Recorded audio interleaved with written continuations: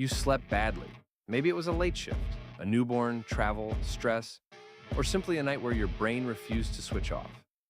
Now you're heading to the gym. Your pre-workout is ready, and one question matters. Can creatine keep your focus from falling apart?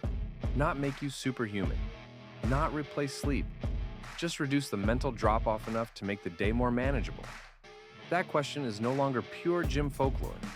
New research has tested creatine during acute sleep deprivation, and the results are genuinely interesting. But they are also easy to exaggerate. So today, we are separating a useful performance tool from a dangerous fantasy. The idea that a supplement can erase the cost of lost sleep. A bad night does more than make training feel unpleasant. Sleep loss can affect vigilance, reaction time, learning, memory, decision-making, mood, and perceived effort. In lifting terms, that can mean you misjudge bar speed, lose patience with technique, push an ugly rep, or convince yourself that a stimulant-fueled session is a great idea. The problem is not always raw strength. You might still be able to move respectable weight. The issue is the quality of your decisions around that weight, your warm-up choices, your setup, your ability to notice when form is slipping, your willingness to stop one rep before the risky rep. That is why the question is not, can creatine save my workout? The better question is, can it preserve a little more mental performance when my recovery is clearly compromised? Creatine is best known for helping muscles produce rapid energy during hard efforts. Inside the body, creatine and phosphocreatine help support the rapid recycling of ATP, the immediate energy currency of cells. Muscle is not the only tissue that uses that system. Your brain has enormous energy demands too. During prolonged wakefulness, especially while you're trying to concentrate, the brain is operating under more metabolic pressure. Researchers think additional creatine availability may help buffer part of that energy challenge. That mechanism makes sense. But here's the rule at Trophy Gains. A mechanism is not a result. We do not call something proven just because it sounds logical.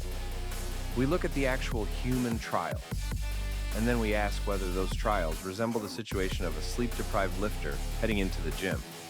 The headline evidence comes from tightly controlled sleep deprivation experiments, not from influencers claiming they felt sharper after a scoop. In a 2024 randomized crossover study, healthy participants stayed awake through the night and received a single high dose of creatine or placebo. Creatine was associated with less decline on several demanding cognitive measures, alongside changes in brain high-energy phosphates measured with magnetic resonance spectroscopy. A more recent randomized crossover study tested a lower but still substantial single dose, 0.2 grams per kilogram of body mass. Taken at 9 p.m. during a night without sleep, it was associated with less cognitive deterioration than placebo.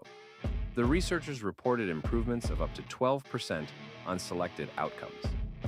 Older trials using multi-day supplementation have also reported benefits in some reaction time, skill, mood, or psychomotor measures during sleep deprivation. The pattern is encouraging. Creatine may help when the brain is under unusual stress. Before you double scoop creatine at midnight, we need the reality check. A systematic review published in 2026 found only 5 eligible studies examining creatine during acute sleep deprivation. 5. That is a signal worth following, not a massive evidence base that justifies bold promises. The studies are small, the protocols differ, and cognitive benefits vary by test. A result on a laboratory attention task does not automatically tell us how safely you will deadlift, drive, operate machinery, work a long shift, or make complex decisions after poor sleep. And there is another important distinction. These studies usually involve extreme, acute sleep loss, often an entire night awake, not the more common situation of sleeping 6 hours for several nights in a row. We cannot assume the same dose, timing, or effect applies. So the honest verdict is, creatine may reduce some cognitive impairment from acute sleep deprivation. It does not restore you to a well-rested baseline. For most lifters, no, Do not copy the high-dose research protocol as an emergency habit. The single-dose studies used amounts far above the standard daily creatine routine. They were supervised experiments designed to test a scientific question, not public dosing instructions for a rough Monday morning. Higher doses can also increase the chance of gastrointestinal discomfort, which is the last thing you want before training or work. The practical move is much less exciting. If creatine is appropriate for you, use plain creatine monohydrate consistently. A standard maintenance intake is commonly 3 to 5 grams per day. You can reach higher muscle creatine stores faster with a short loading phase, but loading is optional for normal training goals. Consistency matters more than chasing a last-minute rescue dose. Think of creatine as part of your baseline preparation, like eating enough protein and having a training plan, not as a license to neglect recovery. Here's the playbook for a bad night. First, assess yourself honestly. If you are tired but alert, coordinated, and emotionally steady, you may still train, but change the goal. This is a maintenance session, not a personal record session. Cut the number of hard sets. Keep more repetitions in reserve. Use stable movements, machines, cable work, dumbbells, or controlled variations you know well. Avoid technical maxes, grinders, high-risk free weight work, and anything that demands perfect timing under fatigue. Second, extend the warm-up. Your warm-up is now a diagnostic test. If coordination improves and the weights feel normal, continue conservatively. If your focus is scattered, your form is inconsistent, or every set feels strangely heavy, pivot. A walk, mobility work, easy cardio, and an earlier bedtime can be the highest return recovery session you do all week. Discipline is not forcing every workout. Discipline is protecting progress when conditions are bad. What about caffeine? It can improve alertness, and one older trial found both caffeine and creatine helped a simple skill task during sleep deprivation. But caffeine has a trap. Using too much, too late, can make tonight's recovery worse. If you use caffeine, keep it intentional. Use the smallest amount that helps you function. Avoid stacking energy drinks with pre-workout, and protect the next sleep opportunity. The goal is not to feel invincible at 6 p.m. and then stare at the ceiling at 1 a.m. Creatine and caffeine are not opposing teams, but neither one solves the fundamental problem.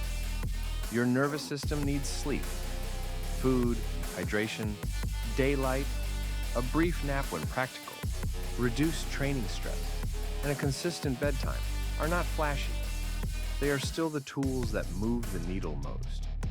Creatine monohydrate is one of the most studied sports supplements and is generally well tolerated by healthy adults at recommended doses. A small increase in body mass from water stored within muscle is common and is not the same as gaining fat. But generally safe does not mean right for every person. Speak with a qualified clinician before supplementing if you have kidney disease, are pregnant or breastfeeding, have a relevant medical condition, or use medication that may affect kidney function. And use a reputable product with clear third-party quality testing when possible. Most importantly, do not turn a promising cognitive finding into a risky behavior pattern. Creatine can be part of a strong foundation. It cannot make chronic sleep restriction harmless, and it cannot compensate for driving or training when you are dangerously drowsy. The best supplement strategy is built on the basics, not used to escape them. So, can creatine protect your focus after a bad night? The evidence says it may provide a modest buffer against some cognitive decline during acute, severe sleep deprivation. That is a real and useful possibility, especially because creatine is already a practical supplement for strength and high-intensity training. But the evidence does not say creatine replaces sleep. It does not say you should take experimental megadoses before every hard day. And it definitely does not say a sleep-deprived lifter should ignore warning signs and force a heavy session. Use creatine consistently if it fits your situation. After poor sleep, lower the risk, adjust the session, and prioritize the next night of recovery. Strong lifters do not just train hard, they make smart calls when their body and brain are not fully ready. If you want practical, science-based fitness advice without supplement hype, subscribe to Trophy Gains and comment below. After a bad night, do you train lighter, train anyway, or take a full recovery day?